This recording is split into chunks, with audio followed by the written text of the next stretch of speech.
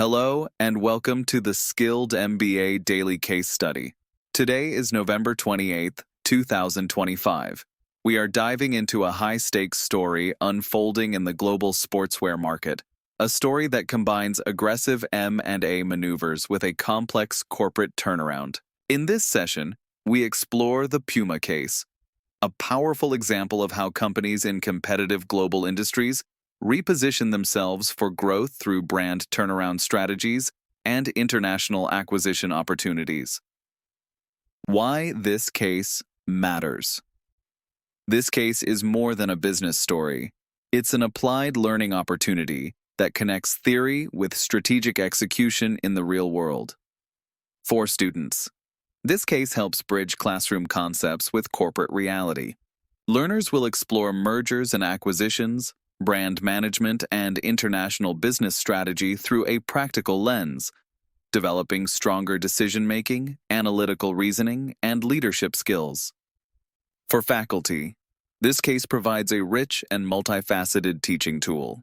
It supports cross-functional instruction, spanning marketing strategy, finance, competitive positioning, and global expansion. It also encourages interdisciplinary conversations and advanced analytical thinking across MBA cohorts. For industry stakeholders, this case offers strategic insight into what makes a brand turnaround truly successful. From cross-border acquisition planning to competitive sportswear positioning, the Puma case reveals how global brands navigate complexity, scale internationally, and protect their competitive edge in a fast-moving sector.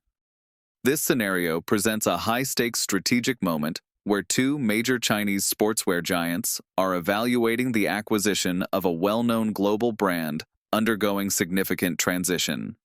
Puma, facing performance challenges and a leadership shift at the CEO level, has become a potential target in a rapidly competitive global landscape. The strategic scenario.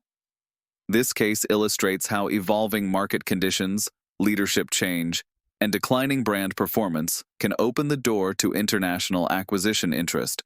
It highlights how emerging market players are increasingly positioning themselves as global competitors, not just domestically, but on the world stage. Key focus areas.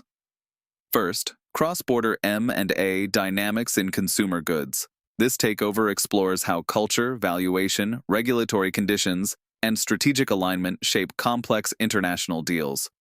Second, brand revitalization strategies. Any acquisition would require not only financial capital, but also brand repositioning, product rebuilding, and renewed consumer trust. Third, shareholder negotiation complexities. With multiple stakeholders involved, including institutional investors and government-connected shareholders, deal structure becomes a critical challenge. And finally, marketing-led recovery planning. In the sportswear industry, brand strength, relevance, and emotional connection drive performance. Any acquisition must be followed by a carefully sequenced turnaround strategy rooted in marketing leadership. Let's start with the executive summary to set the scene. We are looking at a major strategic scenario where Anta Sports and Li Ning, two of China's largest sportswear companies, are exploring a takeover of Puma. This comes at a time when the German brand is vulnerable, undergoing a comprehensive turnaround effort under new leadership. For our listeners, this case matters for four specific reasons. It illustrates cross-border M&A dynamics in the consumer goods sector. It highlights the difficulties of brand revitalization strategies. It involves complex shareholder negotiations. And finally, it shows the importance of marketing-led recovery planning. We are witnessing a clash of capital, culture, and strategy on a global stage. To understand why Puma is a target, we must first understand its current struggles. Challenge number one is market pressure. Puma has significantly lost ground. They aren't just fighting their traditional rival, Adidas. They are being squeezed by agile emerging brands like On Running and Hoka, which have captured the consumer's imagination in the performance running space. Challenge number two is leadership transition. The company is in a state of flux. In April 2025, former CEO Arne Freund was replaced by Arthur Hold, the former sales chief at Adidas. Hold has been brought in to stop the bleeding and pivot the strategy, but leadership changes during a crisis always carry risk. Now, let's look at the numbers. In M&A, valuation is everything, and Puma's numbers tell a stark story. The company's current valuation sits at approximately 2.52 billion euros. To put that in perspective, Puma's market capitalization has halved in 2025. This sharp decline is exactly what makes them an attractive acquisition target right now. They are arguably undervalued. Operationally, the pain is real. The company has initiated 900 job cuts as part of a desperate corporate restructuring to lower overheads and stabilize the ship. So, what is the plan? Under Arthur Hold, Puma is executing a four-pillar turnaround strategy. Pricing discipline.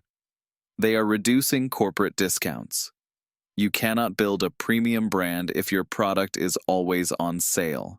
They are protecting brand value over volume. Product streamlining. They are cutting the fat. By curating a more focused product range, they aim to differentiate themselves in a crowded market. Cost optimization. This connects back to the layoffs, cutting those 900 corporate positions to drive efficiency.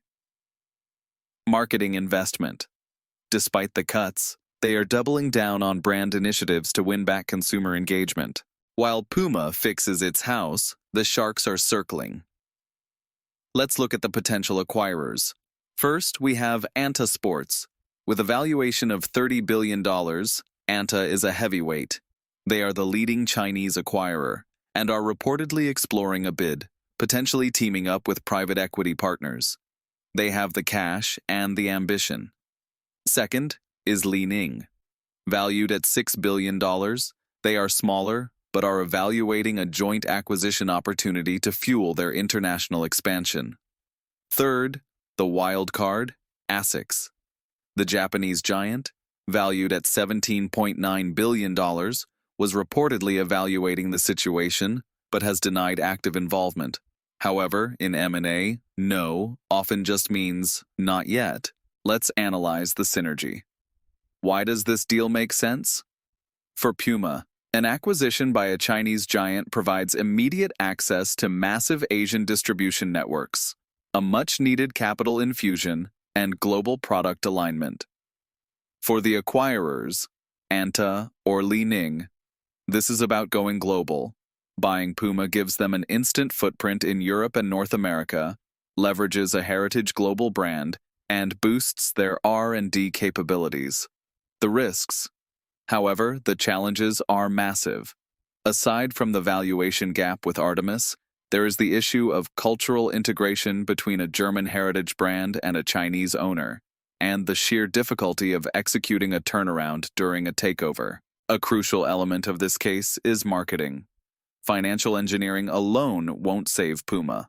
They need to sell shoes. The strategy focuses on differentiation and niche targeting. Instead of trying to be everything to everyone, they are curating products for specific consumer segments. Furthermore, they are focusing on brand perception. By controlling discounting, they are attempting to rebuild equity and consumer trust. The MBA insight. Successful turnarounds seamlessly integrate branding, pricing strategy, and consumer perception. You cannot fix the balance sheet if the brand is broken. To better understand the acquisition conversation, we now shift to the financial valuation dynamics behind this potential deal.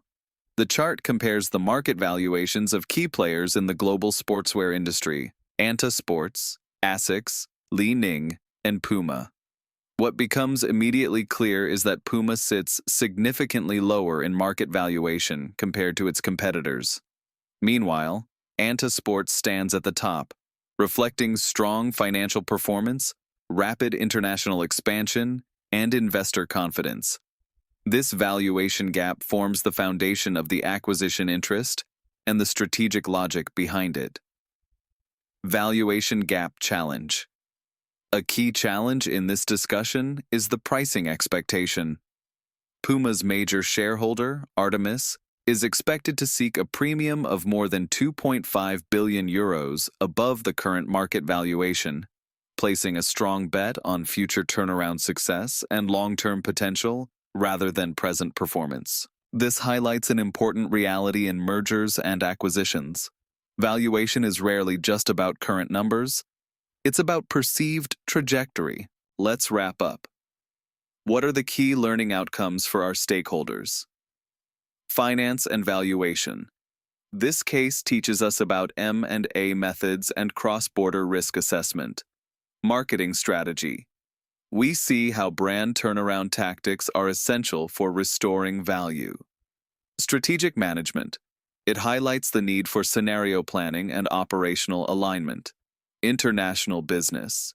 It underscores the challenges of global expansion and regulatory environments. The final verdict. Brand revitalization matters. Marketing strategy and leadership shifts are crucial. M&A complexity is real. Valuation and integration demand foresight. And finally, holistic strategic thinking, combining finance, marketing, and operations, is the only way to create a competitive advantage in this market. Thank you for joining the Skilled MBA Daily Case Study. We hope this deep dive into the Puma acquisition rumors helps you understand the intricate dance of global business.